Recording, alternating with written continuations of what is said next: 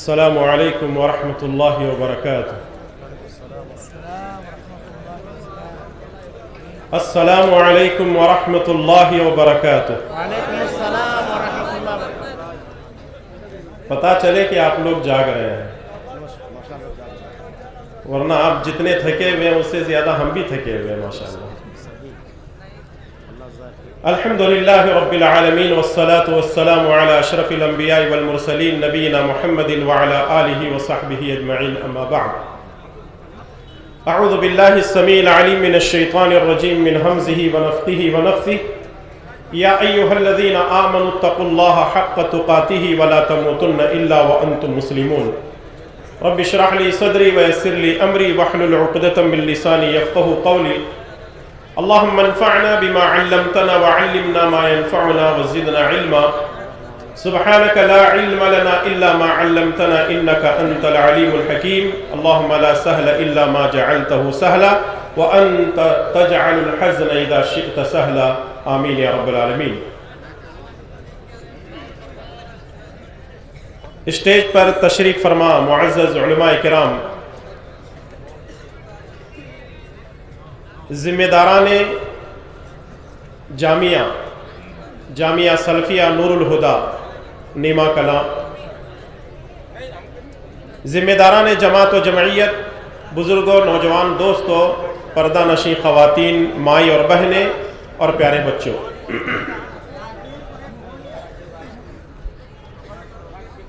تقریباً 2.5 گھنٹے سے زیادہ کا وقت لگا اور الحمدللہ آپ لوگ جس طرح ادارے کے ساتھ محبت کا اظہار کیا ہے، واقعی یہ باتیں، یہ چیزیں داد دینے کے قابل ہیں، اور حقیقت بھی ہے۔ صرف آپ محبت کا اظہار ہی نہیں کرتے ہیں بلکہ بدلے میں آپ کو صرف دعائیں دی جا رہی ہیں علماء کی طرف سے۔ یہ دعائیں بھی ہماری زندگی کے اندر بہت کام کرتی ہیں۔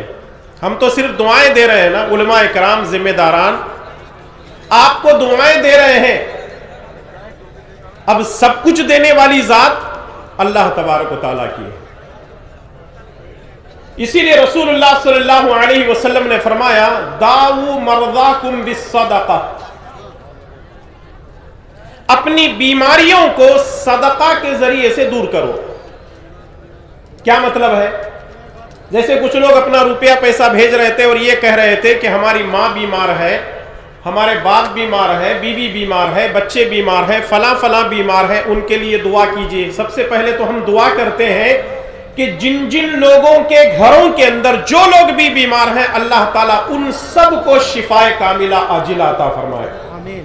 اور یہاں ہم جتنے بیٹھے ہوئے ہیں، اللہ تبارک و تعالیٰ ہم سب کو ہر قسم کی بیماریوں سے، ہر قسم کی پریشانیوں سے محفوظ فرمائے، اور ہم تمام کو اطمینان اور سکون کی زندگی گزارنے کی توفیق نصیب فرمائے، آمین۔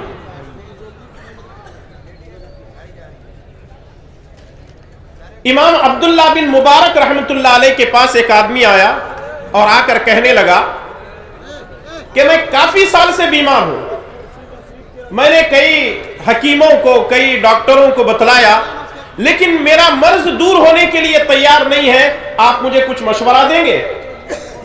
تو امام عبداللہ بن مبارک رحمۃ اللہ علیہ نے فرمایا، جاؤ کوئی ایسی بستی ڈھونڈو، جاؤ کوئی ایسی بستی ڈھونڈو جہاں لوگوں کو پانی کی ضرورت ہے اور وہاں کنواں کھدواؤ۔ تو وہ شخص گیا، ایک ایسی بستی اس نے تلاش کی جہاں لوگوں کو پانی کی سخت ضرورت تھی اور اس نے کنواں کھدوایا۔ لوگ سیراب ہوتے رہے، اس شخص کو دعائیں دیتے رہے، اور لوگوں نے اتنی دعائیں دی، 6-8 مہینے کے بعد وہ شخص عبداللہ بن مبارک رحمۃ اللہ علیہ کے پاس آتا ہے اور کہنے لگتا ہے کہ جس بیماری میں میں مبتلا تھا، اللہ تبارک و تعالیٰ نے کنواں کھدوانے کی وجہ سے مجھے شفا دے دی۔ اللہ اکبر، کتنی بڑی بات ہے۔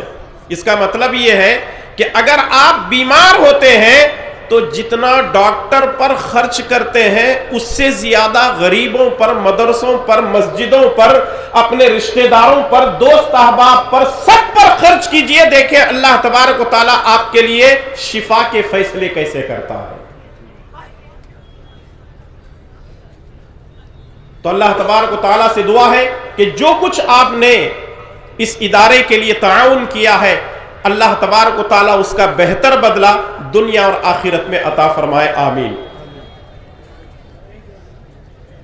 عنوان تو آپ کے سامنے آ چکا ہے، نوجوانوں کا بگاڑ، اسباب اور علاج۔ اس پر باتیں بہت کچھ کی جا سکتی ہیں لیکن وقت اس کی اجازت نہیں دیتا ہے۔ میں کوشش کروں گا کہ 15 سے 20 منٹ میں کچھ باتیں آپ تک ایک پیغام کے طور پر پہنچا دوں،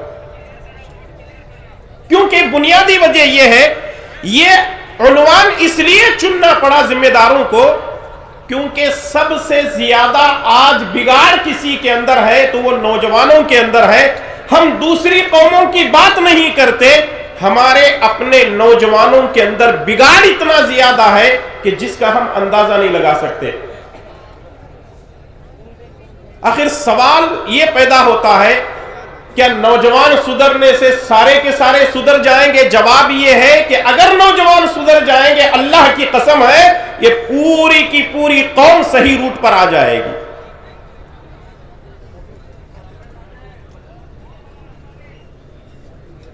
شیخ صالح العثیمین رحمہ اللہ نے عربی میں ایک کتاب لکھی ہے، اردو میں اس کا ترجمہ ہو چکا ہے۔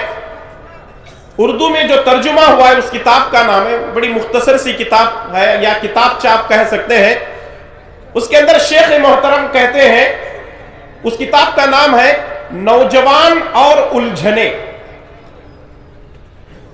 آپ کو گوگل سے آرام سے کتاب مل جائے گی، نوجوان اور الجھنے لکھیں، یہ کتاب آپ کو مل جائے گی۔ اس کتاب کے اندر شیخ نے لکھا ہے کہ نوجوان 3 طرح کے ہوتے ہیں، یعنی نوجوانوں کی 3 قسمیں ہیں۔ نوجوانوں کی کتنی قسمیں ہیں؟ 3 قسمیں ہیں۔ نمبر 1 سدھرا ہوا، نمبر 2 بگڑا ہوا، نمبر 3 حیران و پریشان۔ سدھرا ہوا کون ہے؟ شیخ رحمہ اللہ آگے لکھتے ہیں، سدھرا ہوا نوجوان وہ ہے جو توحید کو سمجھتا ہو، سنتوں پر عمل کرتا ہو، جو نمازوں کا پابند ہو، روزہ رکھتا ہو، اللہ اور اس کے رسول صلی اللہ علیہ وسلم کی تعلیمات پر اپنی زندگی گزارتا ہو، اپنے مالوں میں سے زکوٰۃ دیتا ہو، صدقہ و خیرات کرتا ہو، اللہ تبارک و تعالیٰ کے احکامات پر زندگی گزارتا ہو، پیارے نبی صلی اللہ علیہ وسلم کی سنتوں پر مر مٹتا ہو۔ نوجوان جو سدھرا ہوا ہے اس کے اندر یہ خوبیاں ہیں، اور بھی اس سے زیادہ خوبیاں ہو سکتی ہیں۔ بگڑا ہوا نوجوان وہ ہے، نہ اس کو توحید معلوم ہے، نہ اس کو سنت معلوم ہے، نہ وہ نمازوں کی پابندی کرتا ہے، نہ رمضان میں روزہ رکھتا ہے، نہ اللہ اور اس کے رسول کے احکامات پر عمل کرتا ہے، نہ بھلائی کا حکم دیتا ہے، نہ برائی سے روکتا ہے، دنیا بھر کی برائیاں اس کے اندر موجود ہیں۔ ایسا نوجوان بگڑا ہوا ہے۔ اور نوجوانوں کی تیسری قسم ہے، وہ ہے حیران و پریشان۔ یہ کون سی قسم ہے نوجوانوں کی؟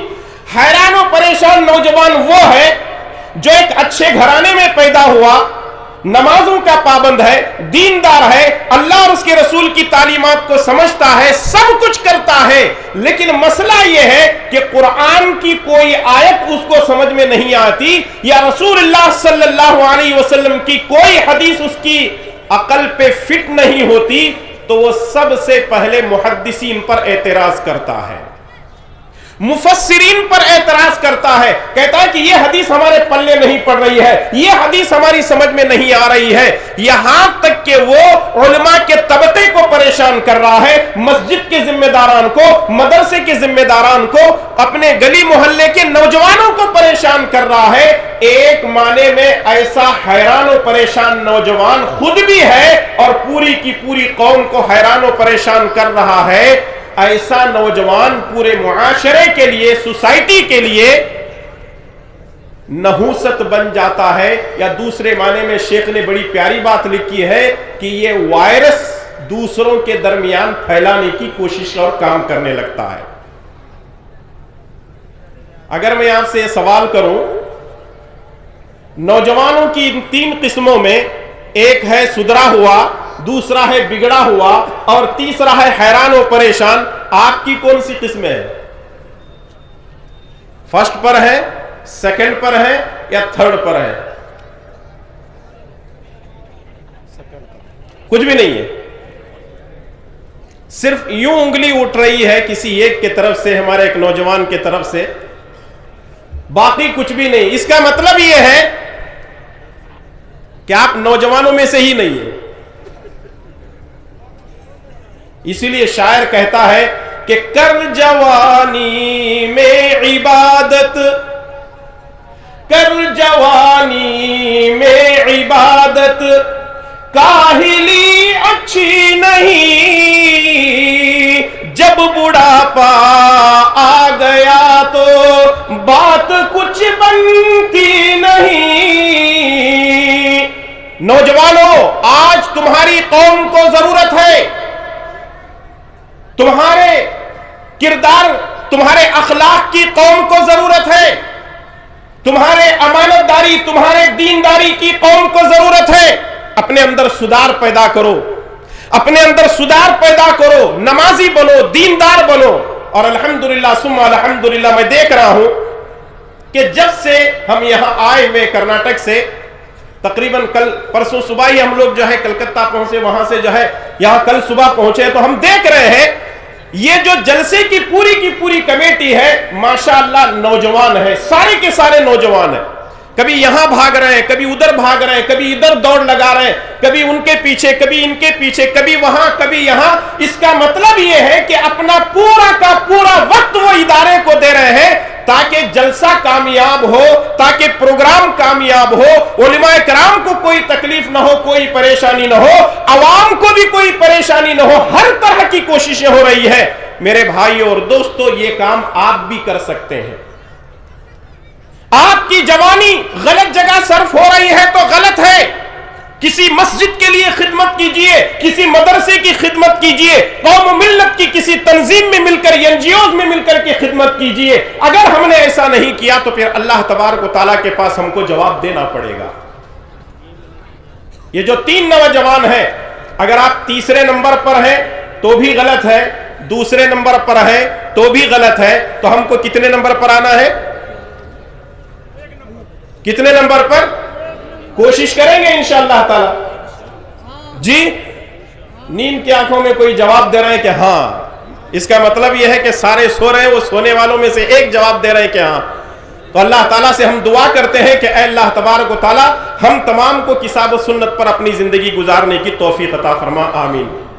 लेकिन नौजवानों के बिगड़ने के असबाब क्या है और उसका इलाज क्या हो सकता है? पहला सबब यह है नौजवानों के बिगड़ने का, वो है अपने वक्त को गनीमत न जानना। फुर्सत को गनीमत न जानने का नतीजा यह है कि आज हमारे नौजवानों के अंदर बिगाड़ और फसाद है। क्रिकेट चल रहा हो, मैच, अपना सारा दिन लगा देंगे। अगर वॉलीबॉल का मैच चल रहा हो, कबड्डी चल रहे हो और भी दूसरे मैचेस चल रहे हो, अपना दिन, अपना रात, सब कुछ उसके पीछे लगा देंगे, यानी अपनी जिंदगी के उस वक्त को गनीमत नहीं जानेंगे। इसीलिए रसूलुल्लाह सल्लल्लाहु अलैहि वसल्लम ने फरमाया, निअमतानी मगबूनुन फीहिमा कसीरुम मिनन नास अस्सिहतु वल फराग। 2 नेमतें ऐसी हैं जिसकी लोग कदर करने के लिए तैयार नहीं है। एक है सेहत और दूसरा है फुर्सत। हम इसको समझने के लिए तैयार नहीं है। देखिए, अल्लाह तबारक व तआला ने वक्त दिया है, हम इस वक्त को गनीमत जाने। किसी चौराहे पर चंद नौजवान खड़े होकर के बातचीत कर रहे हैं, गपशप कर रहे हैं। अगर आप उनसे पूछे क्या कर रहे हैं, कहे टाइम पास कर रहे हैं। किसी गली मोहल्ले के अंदर खड़े हैं, पूछो उनसे क्या कर रहे हो, टाइम पास कर रहे हैं। किसी बाजार में जाकर किसी नुक्कड़ पर उनसे पूछो क्या कर रहे हो, कहते हैं ہیں کہ ہم ٹائم پاس کر رہے ہیں، کسی گلی محلے کے اندر کسی گھر کے سامنے کونے پر کھڑے ہیں، سب کے ہاتھوں میں موبائل ہے، کیا کر رہے ہو؟ ٹائم پاس کر رہے ہیں۔ میرے بھائی اور دوستو، زندگی ٹائم پاس کرنے کے لیے نہیں ہے، زندگی کا ایک ایک وقت، ایک ایک لمحہ ہماری زندگی کا بہت اہم ہے، اس لیے اللہ اور اس کے رسول صلی اللہ علیہ وسلم کی اطاعت اور فرمانبرداری میں گزارو۔ میرے استاد ایک بات کہا کرتے تھے، انسان کو اپنی حیثیت جاننے کے لیے کبھی کبھی 3 جگہ ضرور جانا چاہیے۔ انسان کو اپنی حیثیت سمجھنے کے لیے 3 جگہ ضرور جانا چاہیے۔ Number 1، hospital. ہاسپٹل میں آپ جا کر دیکھو، لوگ سوئے ہوئے ہیں، کراہ رہے ہیں، چیخ رہے ہیں، چلا رہے ہیں، کوئی سر کو لے کر پریشان، کوئی اپنی آنکھوں کو لے کر پریشان، کوئی دانتوں کو لے کر پریشان، کوئی اپنے آنتوں کو لے کر پریشان، کوئی اپنی کڈنی کو لے کر پریشان، کوئی ہاتھ اور پیر کو لے کر پریشان ہے۔ یعنی انسان تڑپ رہا ہے، کراہ رہا ہے، چلا رہا ہے، ڈاکٹر سے کہہ رہا ہے ڈاکٹر صاحب یہ 2 لاکھ نہیں 5 لاکھ روپے مجھ سے لے لو، لیکن مجھے جلدی سے ہاسپٹل سے نکال دو۔ ڈاکٹر یہ کہنے لگتا ہے کہ جناب آپ 2 لاکھ نہیں 5 لاکھ نہیں 10,000 بھی دے دو، میں کچھ نہیں کر سکتا، شفا دینے والی ذات اللہ تبارک و تعالی۔ آج ہم اپنی زندگی کو غنیمت نہیں جان رہے، اس وقت غنیمت جاننے کی کوشش کرو گے جب ہاسپٹل میں جاؤ گے، تب اللہ یاد آئے گا، فائدہ کیا ہے؟ اور دوسرے، انسان کو کبھی کبھی پاگل خانے بھی جانا چاہیے۔ آپ یہ نہ سوچیں کہ میں آپ کو پاگل خانے بھرتی ہونے کے لیے بھیج رہا ہوں، کبھی کبھی جائیں، جا کر کے دیکھیں کہ ایک نوجوان بڑا خوبصورت ہے، بڑا ہینڈسم ہے، آنکھیں بڑی پیاری ہے، اس کے گال بڑے پیارے ہیں، جسم بڑا سڈول ہے، لیکن دور سے ایسے لگتا ہے کہ یہ بڑا اچھا ہے، زبردستی اس کو پاگل خانے کے اندر ڈال دیا گیا ہے، لیکن جب ہم اس کے سامنے ہوتے ہیں تو وہ بہکی بہکی باتیں کرتا ہے۔ اللہ نے جسم کو تو بڑا خوبصورت بنا دیا، لیکن اس کے سر میں سے ایک رگ کو ایسے دبا دیا کہ وہ بہکی بہکی باتیں کر رہا ہے۔ اللہ کا شکر ہے کہ ہم کسی پاگل خانے میں نہیں ہیں، اللہ تبارک و تعالیٰ نے ہم کو عقل سلیم سے نوازا ہے۔ اس عقل کی کب قدر کرو گے؟ اور تیسرے نمبر پر آدمی کو کبھی کبھی قبرستان بھی جانا چاہیے۔ انسان کہتا ہے نا میں وہ کر سکتا ہوں، میرے اندر وہ طاقت ہے۔ اب جو لوگ میں کرتے ہیں، تمہاری سیاست اپنی جگہ ہوگی، تمہارا علم و ہنر اپنی جگہ ہوگا، تمہاری ڈگری اپنی جگہ ہوگی، تمہاری دولت اپنی جگہ ہوگی، تم لینڈ لارڈ ہو سکتے ہو۔ جتنے لوگ میں کرتے ہیں، دنیا میں تکبر اور اکڑتے ہیں، جا کر کے دیکھ لو، وہ قبروں کے اندر منو مٹی کے اندر دبے ہوئے ہیں، سوائے ان کے اچھے اور برے اعمال کے کوئی ایک پائی بھی اپنے ساتھ لے کر نہیں گئے ہیں۔ کیا لے کر جاؤ گے؟ نہ قبر، جو کفن ہم پہنتے ہیں اس میں کوئی جیب بھی نہیں ہے، اور نہ فرشتے رشوت لیتے ہیں۔ کہیں ایسا تو نہیں ہے کہ باپ مرنے سے پہلے بچوں سے کہا بیٹا ایک کام کرو 5-10 لاکھ روپے رکھ دینا، 2 فرشتے آئیں گے نا سوال کرنے میں، پوچھیں گے من ربو کا ہے بھئی 5 آپ لے لو، جان چھڑا دو۔ فرشتے کہیں گے کہ ہمیں اس کے عادی نہیں ہے۔ یہ سارا مسئلہ دنیا میں چل رہا ہے، قبر کے اندر کوئی چیز چلنے والی نہیں، کوئی چیز چلنے والی نہیں ہے۔ ان 3 جگہوں کو جاتے رہو، اپنے آپ کا پتہ چلے گا کہ میں کتنے پانی میں ہوں۔ اپنے وقت کو غنیمت جانو، اور یاد رکھو اللہ تبارک و تعالیٰ کے پاس ہمیں جواب دینا پڑے گا۔ وہ حدیث آپ کو معلوم ہے، رسول اللہ صلی اللہ علیہ وسلم نے فرمایا کہ جب تک بندہ 5 سوالات کے جوابات نہ دے، اپنی جگہ سے اس کو ہلنے کی اجازت نہیں ہوگی، اپنی جگہ سے اس کو ہلنے کی اجازت نہیں ہوگی۔ ان میں سے ایک سوال یہ کیا جائے گا، وَعَنْ شَبَابِهِ فِيمَا أَبْلَاهُ، میں نے تجھے جوانی دی تھی، آخر تیری جوانی کہاں گزری؟ پہلے حساب و کتاب دے اور پھر اس کے بعد آگے جا۔ یہاں مجھے رک کر ایک بات کہنے کی اجازت دیجئے، ہم برائی کرنے کے لیے اپنے گاؤں کو چھوڑ کر دوسرے گاؤں میں چلے جاتے ہیں، یہاں سے 50 کلومیٹر چلے جاتے ہیں، وہاں کوئی ہمارا دیکھنے والا نہیں ہے۔ کچھ لوگ یہ سوچتے ہیں کہ میری تو جان پہچان زیادہ، ایسا کرتے ہیں 300 کلومیٹر دور چلے جاتے ہیں، 500 کلومیٹر دور چلے جاتے ہیں، یا جھارکھنڈ چھوڑ کر یوپی میں، یا یوپی چھوڑ کر ساؤتھ میں کہیں کرناٹک میں چلے جاتے ہیں، وہاں کوئی مجھے دیکھنے والا نہیں ہے۔ اللہ کی قسم یاد رکھو، دنیا والے دیکھیں یا نہ دیکھیں، جس رب نے ہم کو پیدا کیا ہے اس کی ہمارے اوپر گہری نظر ہے. ہم کہاں جاتے ہیں, کیا کرتے ہیں, کیسے کرتے ہیں, کھاتے پیتے ہیں, ہر چیز کی نظر ہمارے اوپر ہے. اور یہاں تک کہ آپ دیکھیں کسی ریلوے اسٹیشن چلے جائیں, بس اسٹینڈ آپ چلے جائیں, ایئرپورٹ میں چلے جائیں, وہاں کیا لگا ہوا ہے؟ کیمرے لگے ہوئے, سی سی ٹی وی لگے ہوئے, آپ کی ہر حرکت ریکارڈ کی جا رہی ہے.